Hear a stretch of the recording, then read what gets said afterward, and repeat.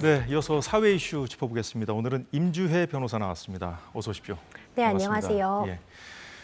오늘 첫 소식 보겠습니다. 응급실 뺑뺑이 문제가 그 의료 공백 사태로 안 그래도 지금 매우 심각한 상황인데 다시 도마에 올랐군요.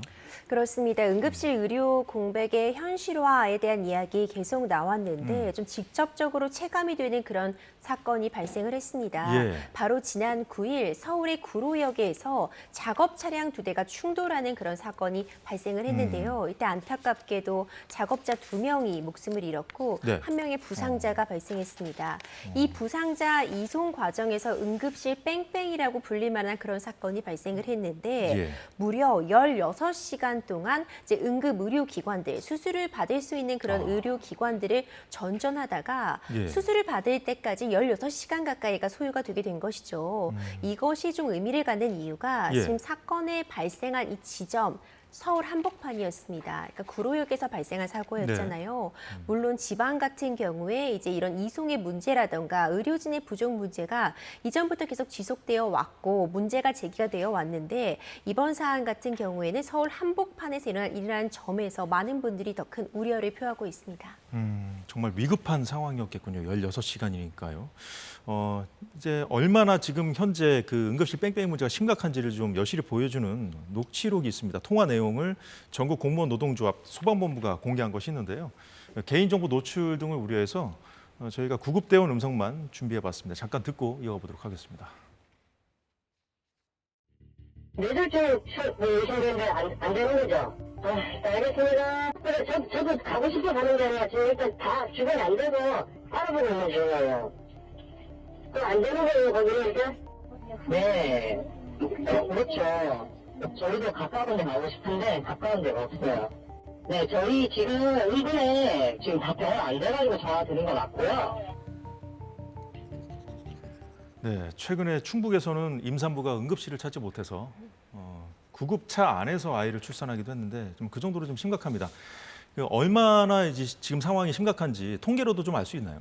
그렇죠. 이게 통계로도 좀 여실히 드러나고 있습니다. 우리가 이제 응급 상황이 발생했을 때 골든 타임이라는 것이 있잖아요. 그러니까 빠른 대처가 있다면 그만큼 생존율이 굉장히 높아지게 되는데 앞서 저희가 설명드린 사례에서도 실제로 수술을 받기까지 16시간이 걸렸다고 했고 거쳐간 병원들이 4곳이 있었습니다. 예. 마지막 4번째 병원에 가서야 이제 마침내 전문의를 만날 수 있었고 관련한 수술까지 받을 수 있었던 건데 그러니까 여러 기관의 응급실을 거치게 된다면 그만큼 골든타임을 놓치게 되잖아요.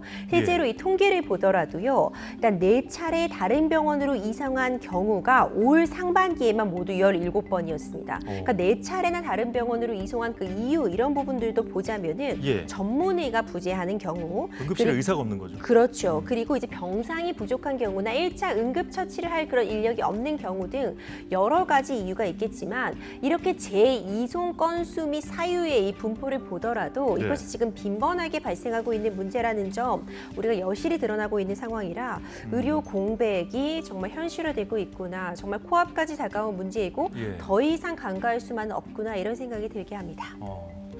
자, 의료 공백 사태가 터지면서 먼저 직격탄을 맞은 것이 외래 진료라든가 뭐 수술실이었는데 이 최후 보루라고 했으니 지금 응급실에서도 파행이 속출하고 있는 거네요. 그렇죠. 응급실에 지금 인력난 문제가 굉장히 심각한 상황입니다. 그럴 수밖에 없는 게요. 근데 응급의학과 전문의 선생님, 이 전문의의 비중을 보자면은 이 전문의는 이제 소량이긴 하지만 소수이긴 하지만 일단 채용이 늘어난 것으로 확인이 되는데 지금 문제는 전공의입니다.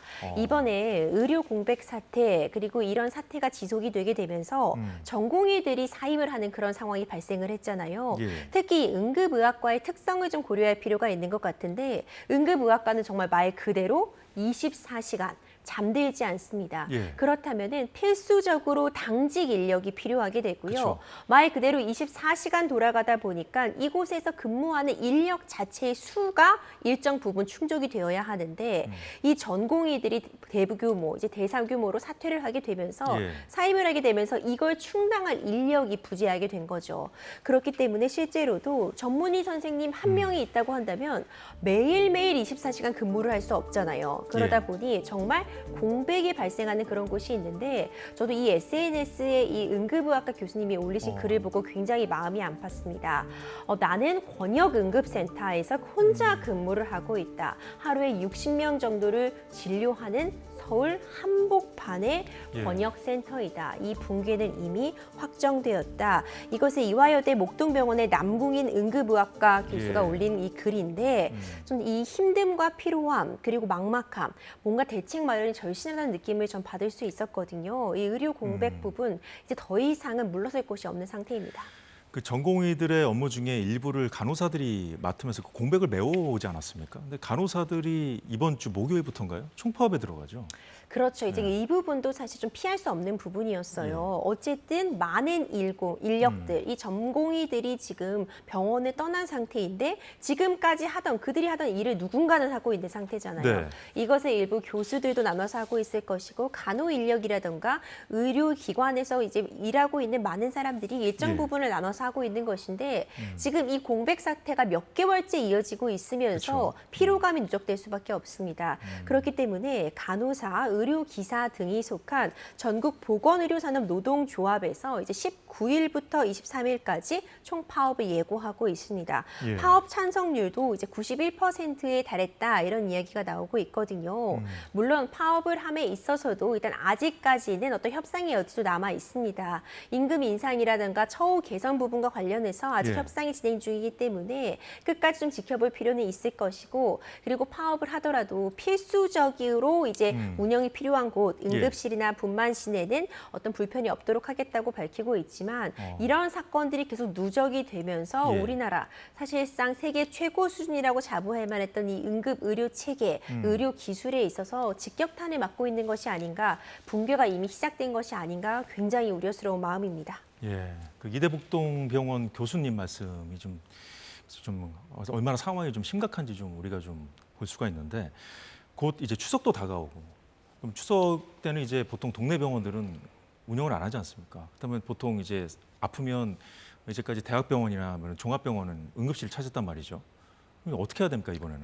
그렇죠. 이제 곧 추석입니다. 예. 이와 관련해서도 좀 걱정이 되는 부분이 있어요. 추석에는 응급실이 더 사람이 몰리게 되는 그런 현상이 있을 그쵸. 수밖에 없죠. 그리고 특히 이제 이동하는 분들도 많기 때문에 지방 응급실에도 또 굉장히 많은 사람들이 몰리게 되는데 실제로 2022년도 추석 연휴를 보자면요. 권역 지역 응급의료센터의 환자 내원 건수가 약 9만 건이었습니다. 네. 평균 약 2만 3천 건로 하루에 환자들이 방문한 거였죠. 그리고 명절 당일 그 다음 날 이용률이 매우 높은 것으로 드러났는데 예. 평소나 주말보다도 훨씬 많은 수의 응급 환자들이 방문을 하는 걸 확인할 수 있습니다. 그런데 이것들이 이 방문하는 환자들이 모두 다 중증 질환자는 아닙니다. 예. 경우에 따라서는 단순한 상처라던가 감기 증상, 몸살 증상으로도 이제 응급실을 방문하는 경우들이 있는데 예. 이런 경우들 경증인 경우에도 응급실을 너무 방문하게 된다면 정말 필요한 사람, 응급적인 처치가 필요한 사람이 또 방문을 못하게 되는 부작용도 있기 때문에 일단 당장 급한 불을 끄기 위해서는 이제 인력의 재배치뿐만 아니라 어떤 경우에 응급실을 이용해야 되는 부분인지 예. 이런 부분들도 좀 다시 한번 정리할 필요가 있을 것 같습니다. 예. 저희가 이번 주에 보건의료 노조 관계자한테 이 현장 상황에 대해서 좀 직접 들어보는 기회를 좀 마련하려고 하거든요. 그때 가서 더 알아보기로 하고요. 다음 소식 살펴보도록 하겠습니다. 부천 호텔 화재, 경찰 수사가 본격화됐나 보죠?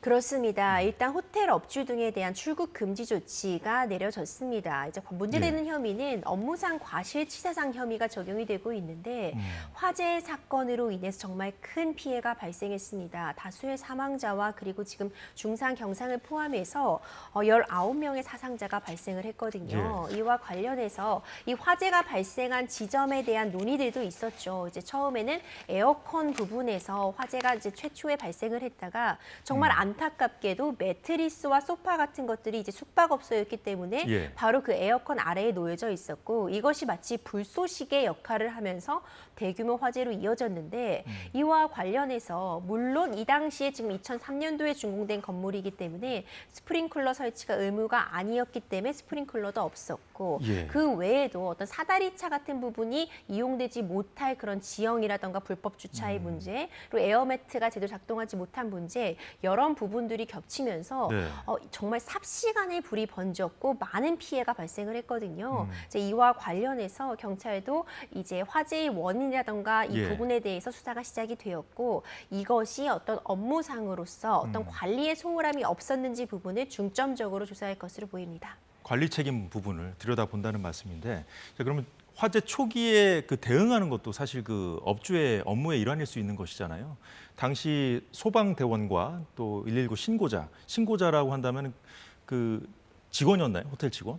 이 신고자도 사실 최초 신고는 호텔 관계자로 추정이 호텔 관계자요? 됩니다. 이 관계자로 추정이 되는데 여러 건들의 신고가 있을 수는 있었겠죠. 그 이후에 최초 신고자는 호텔 관계자인 것으로 지금까지는 보도가 되고 있는데 녹취록이 공개됐죠? 네, 이 녹취록이 사실 좀 문제가 되고 있습니다. 그러니까 어떤 부분이냐면요. 네. 사실 소방 당국도 대처는 빨랐습니다. 신고가 있고 4분 만에 현장에 출동을 했고요. 예. 대처 자체가 늦었다고는 볼 수 없는데 다만 지금 이 녹취록에서 문제가 될 만한 부분은 최초 이 신고자가 비교적 굉장히 정확한 발음으로 지금 이 화재가 난 지점이 어딘지 얘기를 했습니다. 네. 중동의 모모 호텔이다. 밖에 불이 났다. 그리고 발화 지점도 굉장히 좀 정확하게 얘기를 해주고 있었어요. 예. 객실 내에서 발생을 했다. 이런 식으로 얘기를 했는데 정말 여러 차례 반복해서 어느 호텔이냐고 이걸 접수하는 직원이 되묻는 과정이 공개가 된 겁니다. 호텔 이름만 10번 넘게 물었다는 보도가 그렇죠. 있더라고요. 그럼 이제 이것을 보고 많은 분들이 아니 검색만 해도 나오는 부분이다. 예. 그리고 지금 이미 신고자가 굉장히 정확하게 얘기를 하고 있는데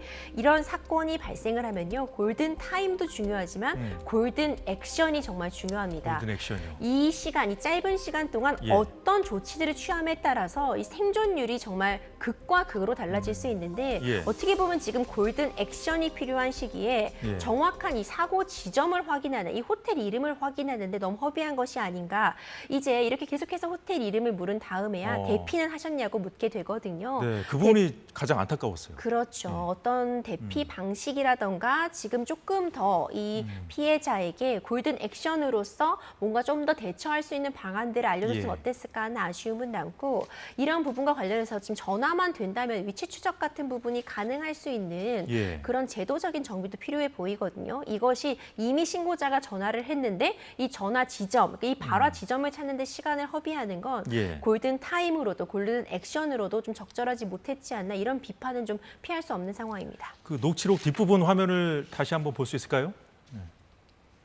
방금 전에 짚어주셨습니다만 그 호텔 위치가 어딘지 물어보느라고 시간을 그렇죠. 허비했다는 거죠. 골든타임을 그 때문에 이제 놓쳤다는 이제 지적이 지금 있는 것이고 그제서야 이제 대피했냐고 물어봤잖아요. 그 통화가 처음에 됐을 때 대피했냐고 물어보는 거를 먼저 했으면 어땠을까. 너무 안타깝더라고요, 저도. 그렇죠. 이게 사실 이번 사건이 정말 안타까운 게 이 고층 화재의 위험성을 좀 여실히 드러낸 것 같아요. 예. 이게 지금 7층에서 처음에 발화가 있었고 이와 관련해서 사실 7층이라고 한다면은 예. 그렇게 높지라도 않다고 느껴지기도 합니다. 요즘 워낙 고층 건물이 그쵸? 많잖아요. 예. 그런데 이제 7층에서 화재가 나서 삽시간에 사실 1분 30초여 만에 연기로 자욱하게 7층 전체가 이제 오염이 되면서 예. 대피를 할 수가 없었거든요. 그렇다면은 과연 이런 고층에서 우리가 대피하는 방식에 대해서 얼마나 알고 있는가. 완강기 같은 부분이 이미 있었던 것으로 전해지고 있는데 예. 완강기를 어떻게 사용하는지를 아는 분들 사실 많지 않을 것 같아요. 이런 부분과 관련해서 예. 국민들에게도 이 화재 대피 요령을 다시 한번 전달하는 것도 매우 중요할 것이고 예. 이렇게 신고가 들어왔을 때 네. 어떻게 대응 매뉴얼을 알려줄지에 대해서도 이것이 이 신고를 접수받은 개인의 문제라기보다는요. 네. 매뉴얼적으로 대응책이 마련이 되어 있어야 이 신고를 접수받는 분들도 기계적으로라도 이런 부분을 안내할 수 있거든요. 어떻게 하면 이런 신고가 들어왔을 때 피해를 최소화할 수 있는 방안을 알려줄 수 있을지 그 대응 매뉴얼이 제대로 구축이 돼야 될 것 같습니다. 예, 잘 들었습니다. 자, 마지막 소식 보겠습니다. 이 딥페이크 성범죄 최근 이제 대학가에서도 이제 벌어졌고요. 이게 보니까 사회 곳곳에 이게 전반적으로 좀 퍼지고 있는 것 같더라고요. 그렇죠. 이게 과학 기술이 발전하면 예. 좋은 점들이 참 많습니다. 우리의 삶이 윤택해지는 부분이 있지만 예. 부작용이 있는데 이 부작용이 범죄와 맞닿아있을 때 정말 큰 문제를 일으키고 있습니다. 예. 딥페이크 기술이라는 것이 굉장히 고도화된 기술인데요. 그러니까 저희가 지금 방송을 하면 캡처를 하면 저희 사진이 남을 수 있잖아요. 예. 그런데 이 사진에다가 정말 교묘하게 합성을 하면은 제 몸이 아님에도 불구하고 그런 음란한 사진을 제 얼굴을 갖다가 만들 수 있는 그런 예. 기술이라고 볼 수 있는데 이것이 너무 고도화되면서 정말 진짜 같은 그런 상황이 발생하고 있는 거죠. 예. 그러니까 이 딥페이크 기술이라는 것이 이런 방식으로 사용되기 위해 만들어진 것은 아니지만 그쵸. 범죄에 악용되면서 큰 폐해를 가져오고 있는 것인데 최근 온라인 커뮤니티를 중심으로 해서요. 특정 대학교, 특정 지역, 그리고 특정 중고등학교 명단들이 공개가 되면서 네. 해당 지역의 그 대학교나 고등학교에 다니고 있는 대규모의 피해자가 발생했다. 그 지역을 중심으로 해서 어떤 딥페이크 이 합성 유포물들이 지금 예. 돌아다니고 있다는 게시글들이 올라오고 있습니다. 물론 아직까지는 해당 대학이나 학교에 실제로 그런 피해자가 발생을 한 것인지 예. 그런 딥페이크 합성물들이 돌아다니고 있는 것인지 조사가 진행 중이지만 일단 관련자들에 대해서 굉장히 불안감이 높아지고 있거든요. 근데 이런 기술들이 현실화되어 있는 만큼 어떤 수사도 필요해 보이고요. 예. 딥페이크 기술의 어떤 폐해가 여실히 드러나고 있는 상황입니다.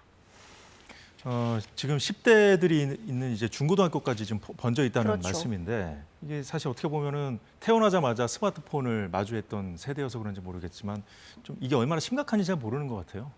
그렇죠. 이게 참 씁쓸한 상황이죠. 음. 이제 청소년들이 이 딥페이크와 관련한 이런 범죄에 대해서 단순히 놀이나 장난 정도로 생각하고 있는 것이 굉장히 큰 문제라고 지적이 되고 있어요. 예. 실제로 서울에서 올해만 해도요. 10대 청소년이 딥페이크 관련한 그런 성범죄와 연루되어서 입건된 사람들이 10명에 이릅니다. 근데 이것뿐만이 아닌 것 같아요. 이게 네. 정말 극히 일부분이라고 보이고요. 친구들끼리 장난으로 이런 것들을 만들어서 SNS상에 공유하고 또 자기들끼리 넘겨다 보면서 그냥 키득키득하는 정도의 장난이라고 생각하면서 이것을 계속해서 재생산해내고 있거든요.